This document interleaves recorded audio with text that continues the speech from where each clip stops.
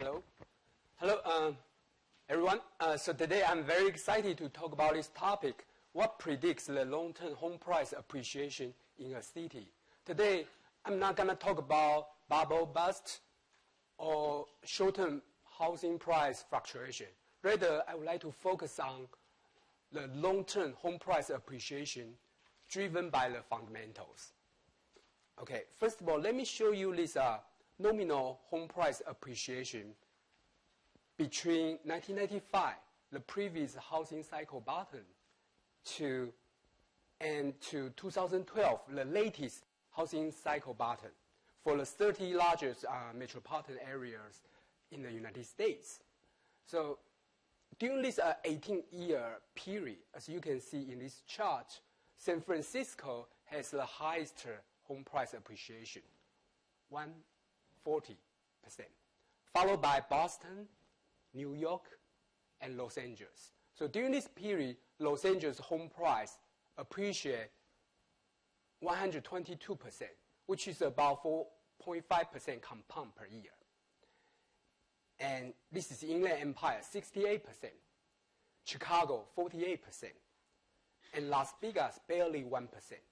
So right now the question is, what fundamental factors could explain this huge price appreciation disparity among these cities? And the answer is demand and supply. We know the principle of demand and supply. When the product's demand is high, the price appreciation will be high. When the product supply is high, the price appreciation will be small. So right now, I'm going to show you this number. I put this supply and demand together. Okay, so I construct this supply to demand ratio for the cities. So in which the numerator is the supply change. And here I use the total building permits issued between 1995 and 2012 divided by the population.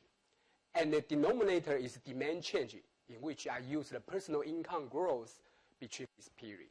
Personal income growth can capture population growth, employment growth, and income growth.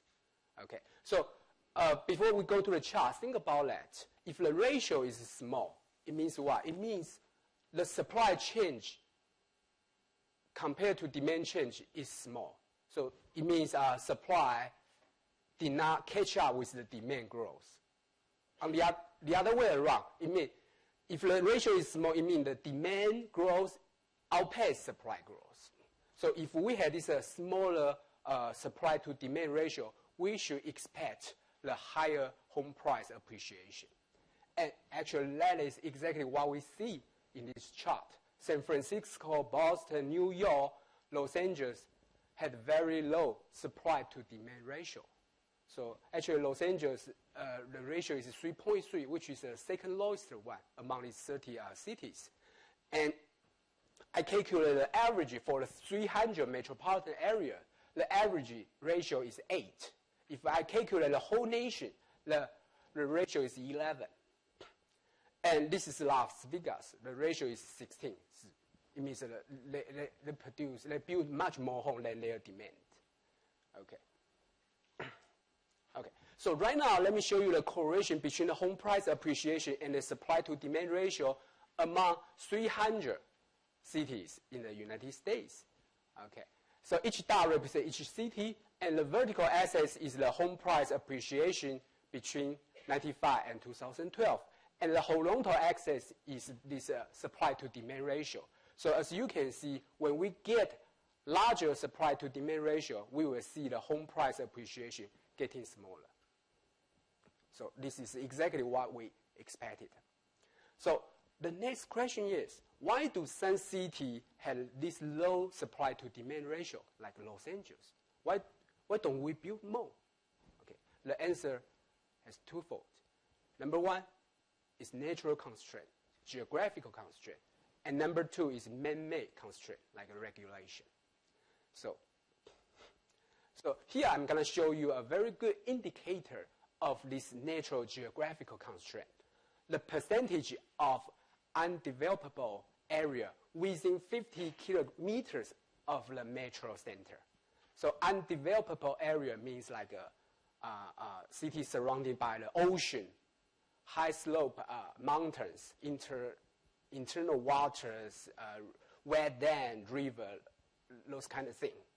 So among 30 largest metro area, the number one is Miami. So the percentage, undeveloped percentage is 75%, followed by San Francisco, San Jose, San Diego, and Los Angeles. So the percentage for Los Angeles is 52%. Yeah, I'm going to show you a graph for that. On the other hand, you can see Atlanta is only 4%. So basically, there's no restriction for Atlanta to sprawl out. Okay, so this is the map of Los Angeles. So this is a 50 kilometers radius. And you can see all this area is not developable.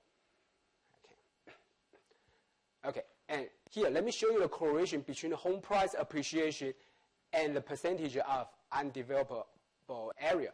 So again, the vertical axis is the home price appreciation, and the horizontal axis is the percentage of undevelopable area. So you can see when we had higher this kind of natural constraint, we will see higher home price appreciation. Okay, so next, I would like to put all possible factors together, and let's see each factor partially, how can they explain this kind of home price appreciation. Okay, so my summary is here. Number one, lower home price, home supply associated with the high home price growth. Number two, higher percentage of undevelopable area associates with a higher home price growth. Number three, a 10% nominal personal income growth, economic growth, associates with the 4.4% home price growth.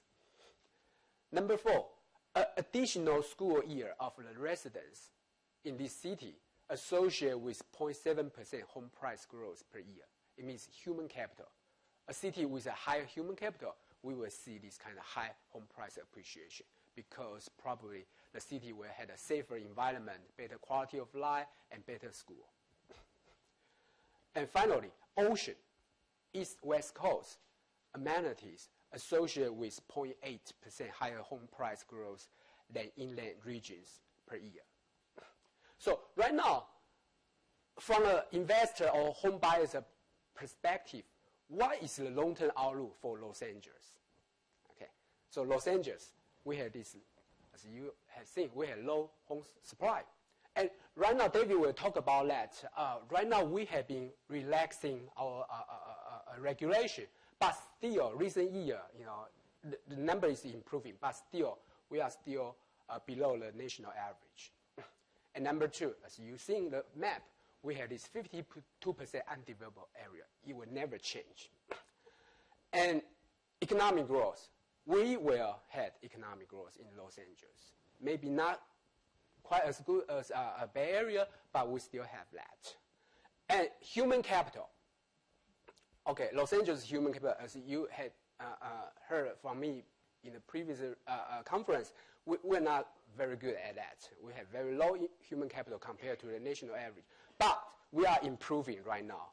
So hopefully we can continue this kind of improvement. And we got beautiful ocean. So put this together, I think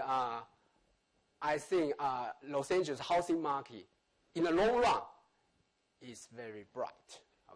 Okay. So be careful about this. I'm not sure all these 5 factors will still predict the future home price appreciation in the next several decades, like they have in the past 2 decades. But I guess probably most of them still will be effective predictors.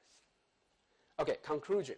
Number one, we have seen a wide disparity in home price appreciation across cities from 1995 to 2012. Number two, we found 5 determinants: home supply, economic growth, geographic constraint, human capital, and ocean amenities.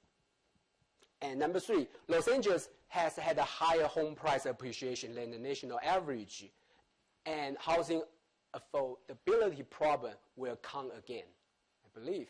So what is the policy implication? Creating a higher supply of home by encouraging more multi-family home and by increasing public transportation, I believe will relieve this problem. Okay, thank you.